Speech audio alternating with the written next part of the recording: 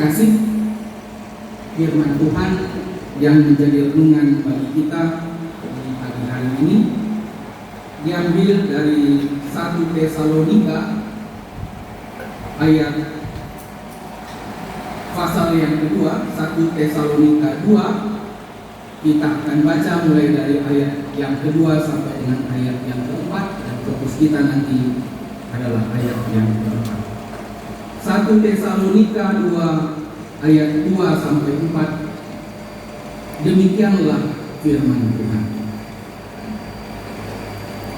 Tetapi sungguh pun kami sebelumnya, seperti kamu tahu, telah dianiaya dan dihina di Filipi.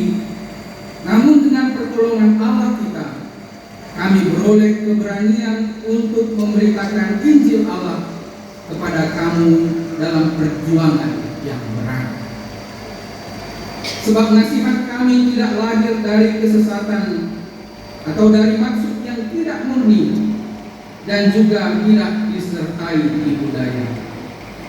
Sebaliknya, karena Allah telah menganggap kami layak untuk mempercayakan Injil kepada kami, karena itulah kami berbicara, bukan untuk menyukakan manusia, melainkan untuk menyukakan Allah yang menguji hati kita. Sampai sedemikian jauh pembacaan firman Tuhan, terpujilah Tuhan. Bapak Ibu, saudara-saudari yang terkasih, Shalom. Selamat tahun baru untuk kita semua. Mari kita ungkapkan ucapan syukur kita pada Tuhan dengan mengatakan terima kasih Tuhan dengan mengangkat tangan. Terima kasih Tuhan. Bapak Ibu saudara yang terkasih, luar biasa kita bisa sampai di tahun 2025 ini. Di keluarga saya sendiri ada yang tidak sanggup melewati 2024. Tanggal 30 Desember, 31 Desember ada yang duka cita juga di keluarga kami. Sudah tanggal 2 juga kami masih dalam suasana berduka cita. Tanggal 1 nggak mungkin ada pengukuran karena semua keluarga juga bertahun baru. Tapi tanggal 2 tidak. Jadi kita bersyukur atas berkat Tuhan yang memberikan waktu pada kita tahun 2025 ini.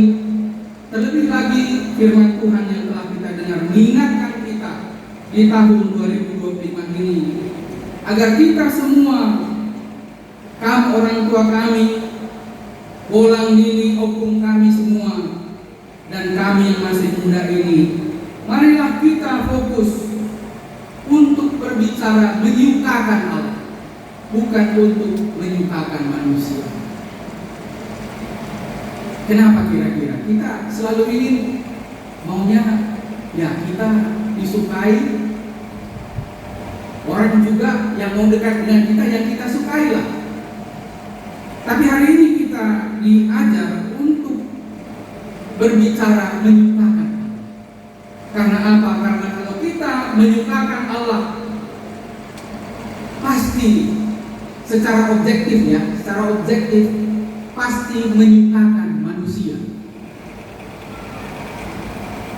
Tapi kalau kita hanya menyukakan manusia, berbicara supaya disukai manusia, belum tentu menyukakan Allah, baik secara subjektif maupun objektif. Tapi kalau kita mencari yang disukai Allah, apa nggak mungkin ketika kita berbicara mencari yang disukai Allah, kita tidak dimaki-maki? Mungkin saja. Saya beberapa kali mengalami itu, Bapak Ibu Saudara yang terkasih. Saya pernah bertugas di sebuah jemaat, dan ketika ada orang yang akrab dengan saya melakukan kesalahan, dan menurut peraturan memang harus dihukum, saya katakan lebih baik kamu mengaku salah dan terimalah hukuman. Dan dia nggak senang, dan dia merasa saya sebagai teman tidak melindungi dia, hanya peduli pada peraturan dan sebagainya. Pendek kata, setelah itu hubungan kami menjadi buruk. Saya berkali-kali kalau ada ketemu dia selalu menghindar. Di pesta, di kerja-kerja, saya ulurkan tangan, dia nggak mau terima.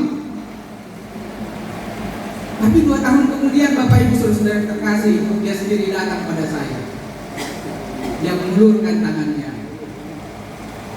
Betul yang kami bilang dulu. Memang aku harus terima hukuman, dan itu membuat aku plong sekarang setelah ku terima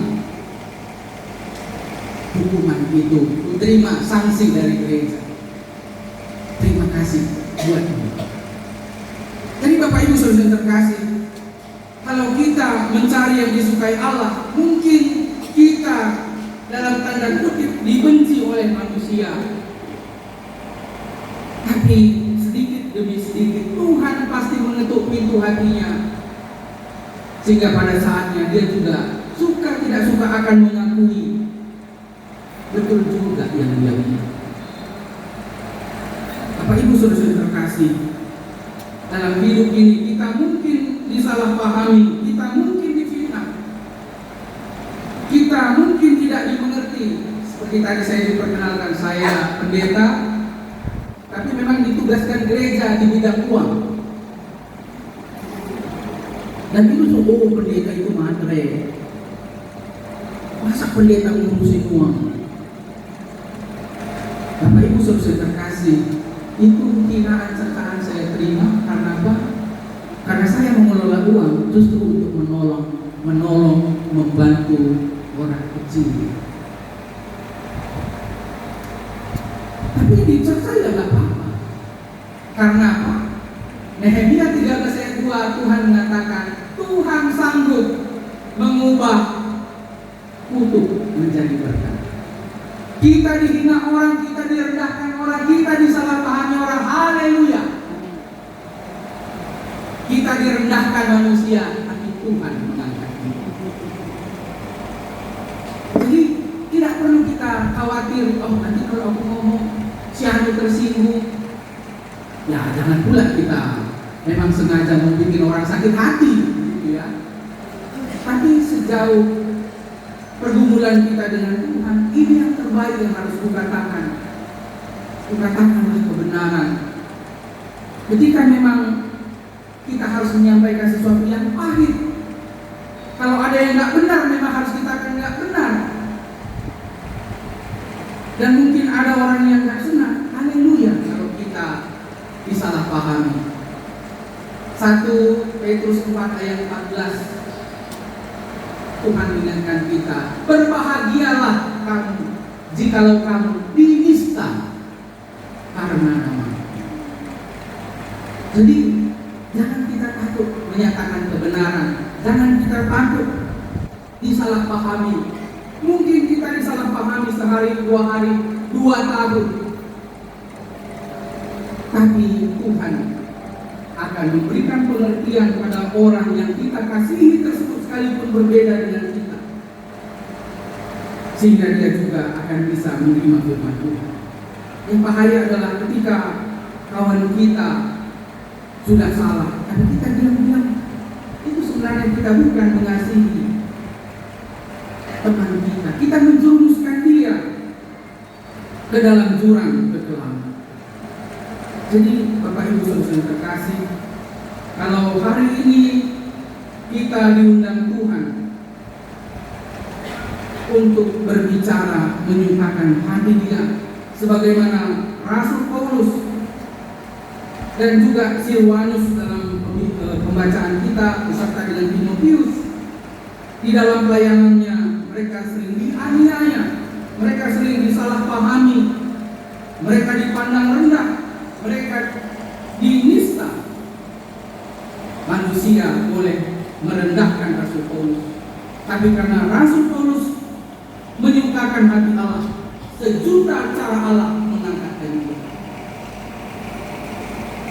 Jadi tidak perlu banyak embel-embel alasan seperti Raja Saul Saul ya. Raja Saul disuruh Tuhan serang bangsa Amalek. Menyerang bangsa Amalek adalah yang bukan Tuhan kehendaki. Tapi Raja Saul mengatakan, wah, saya nggak mau bertumpahan darah, saya harus menjaga keamanan regional. Bangsa-bangsa harus saya jaga, jangan memulai peperangan. Tapi Tuhan sudah melihat, oh ini bangsa Amalek, ini nggak bisa dibiarkan, serang. Jadi sekalipun Raja Saul mungkin menggunakan ini hak asasi manusia, ini demi perdamaian apa segala macam, tapi ketika dia tidak melaksanakan perintah Tuhan dengan berbagai alasan pembenaran legitimasi terhadap dirinya sendiri, Tuhan akhirnya menurunkan. Jadi kalau Tuhan bilang serang, mari kita serang. Tuhan bilang menyerah, Tuhan mengatakan pada Raja Zedekiah, menyerah, jangan lawan Asyur, jangan lawan Babel. Tapi dia mencari bantuan ke bangsa-bangsa lain supaya bisa melawan bangsa-bangsa besar. Padahal Tuhan mengatakan kamu sudah salah. Bangsa Asyur dan bangsa Babel itu alatku untuk mengajar kamu melalui hukuman. Ya terima saja. Dia melawan. Raja Zedekiah akhirnya terbunuh. Israel menjadi kalah dan dibuang. Itulah yang terjadi kalau kita melawan Tuhan. Jadi sekalipun tidak sesuai dengan hati kita, dengan cara berpikir kita, kalau Tuhan bilang serang, ya memang serang. Kalau Tuhan bilang menyerah, ya menyerah. Tidak perlu kita bilang, wah ini alasannya hak asasi manusia, ini begini, Tuhan ini begini. Kalau kita menyerah, nanti kita dipandang hina oleh orang lain segala macam. Pokoknya apa kata Tuhan, mari kita ikuti. Kalau kata Tuhan, Matius 5 ayat 44, kasihilah musuhmu dan berdoalah untuk orang yang membuat engkau sengsara. Kalau itu memang kata Tuhan, betapapun sakit hatinya kita pada seseorang karena kita udah dibuatnya sakit hati, kita ditipu atau segala macam. Tapi kalau memang Tuhan bilang ampuni, firman Tuhan mengatakan mari kita ampuni. Sekalipun apalagi kalau orang baru, kadang-kadang kita mengatakan bisa dapat mata wahyu PT Kulanir anak akhlak. Karena sakit hatinya, itu mata hati lagi dengan dia. Tapi kalau kita baca firman Tuhan, ampuni, kata Tuhan, ampuni musuhmu. Kalau mengampuni kawan, kalau menyayangi kawan, biasa. Tapi Tuhan minta kita, kasihilah musuhmu. Maka mari kita juga merendahkan hati, merendahkan pikiran kita seperti Rasul Paulus, mencari kemuliaan Tuhan, sehingga apa? Hidupnya sejahtera. Dan kalau kita belajar menyukai yang disukai Tuhan, Mazmur 112 mengingatkan kita, cucunya akan perkasa di bumi dan harta kekayaan ada di dalam rumah. Itu kalau kita senantiasa mencari yang berkenan bagi Tuhan, bukan yang berkenan bagi manusia. Karena yang berkenan bagi Tuhan itu, manusia pun pasti akan sejahtera.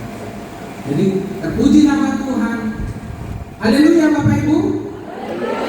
Amin.